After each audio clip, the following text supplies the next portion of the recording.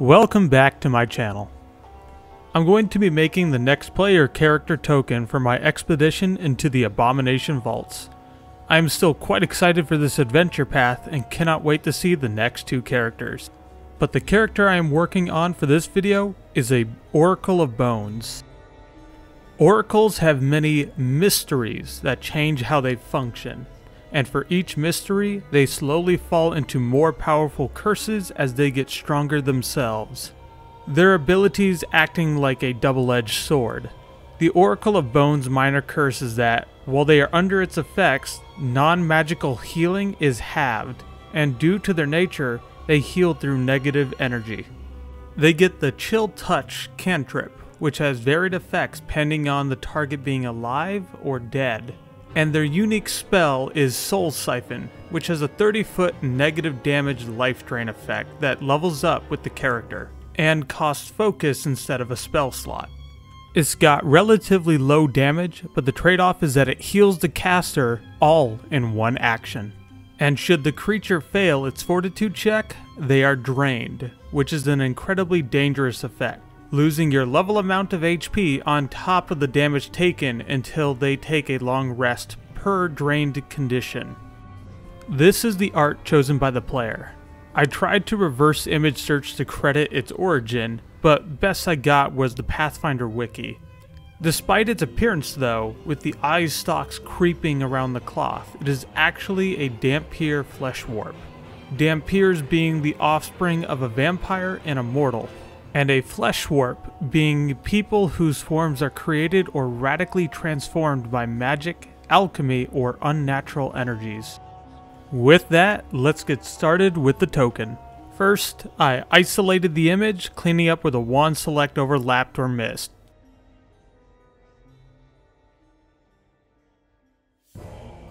Next was preparing the pile of skulls image I found to be ideal, and lined it up as best I could with the base circle below.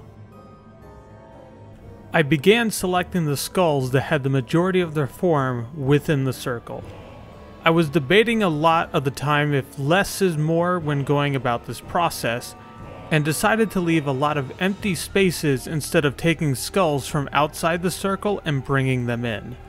I also couldn't rotate them freely due to their lighting, which was a factor in limiting what I could even use, so I just avoided moving the parts around altogether.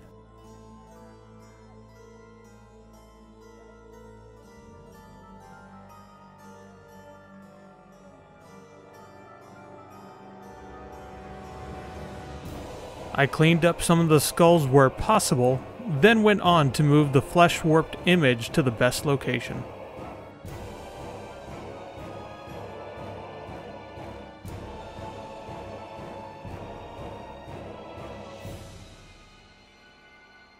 Once I cleaned up the bottom of the image to be under the skulls, I went on to select the visible skin to separate the image into two layers.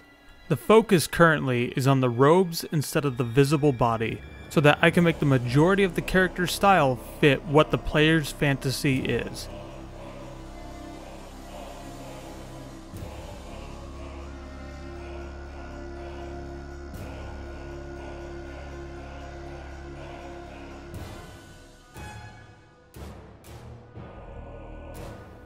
As I played with the colors a bit, just to see what would stick or look good, I tried the typical red, green, blue, and started to just play with the shades when I got a message from the player.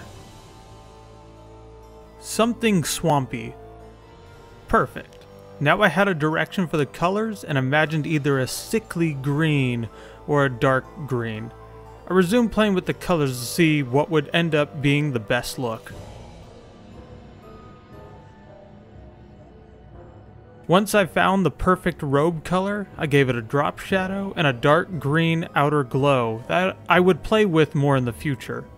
To give this look its best effect possible, I cut away the green glow above the skulls at the bottom, but I left the glow at the top skulls as it helps give more depth to the character.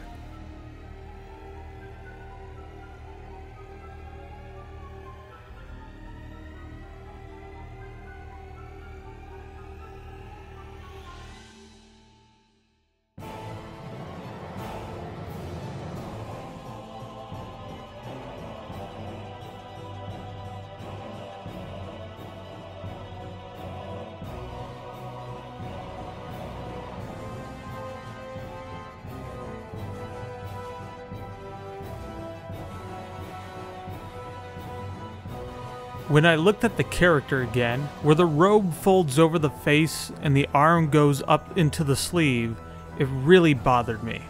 That area should be the darkest point of color for the whole piece.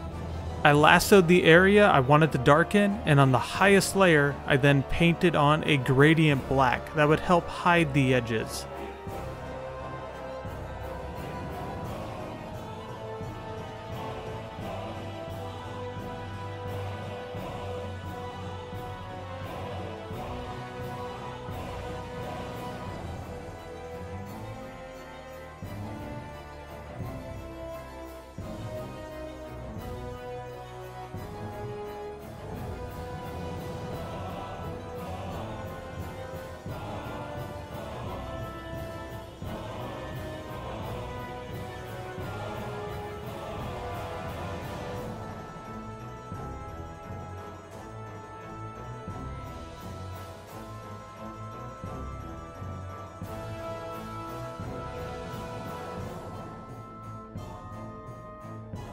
I cleaned up the image a bit more and reduced how much green fog was visible around the eye stalks. I then began swirling the remaining green glow around to have it wisp around the character.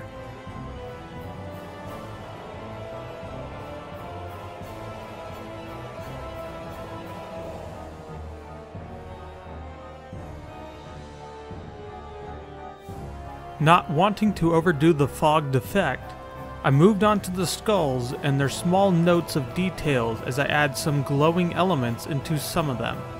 Not all, as I don't want to distract too much from the character, but it helps direct your attention to other areas and it looks cool for how simple it is.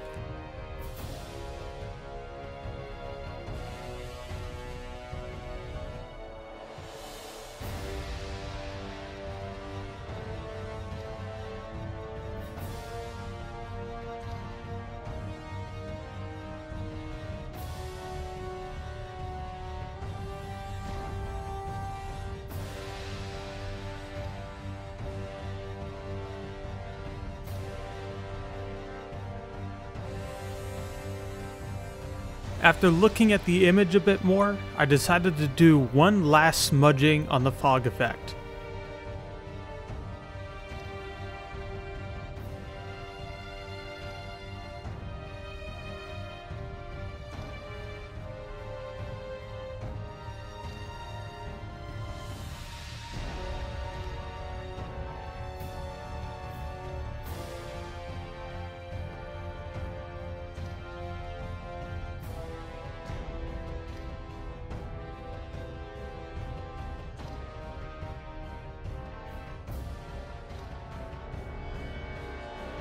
And with that, this character is complete. Stressors reveal flaws. Fear response appropriate.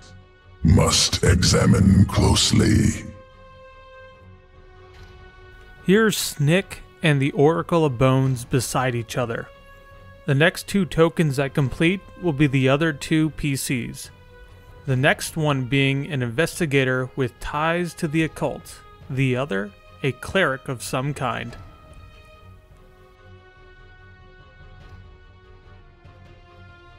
Thanks for watching the video. If you enjoyed this, please hit like and subscribe.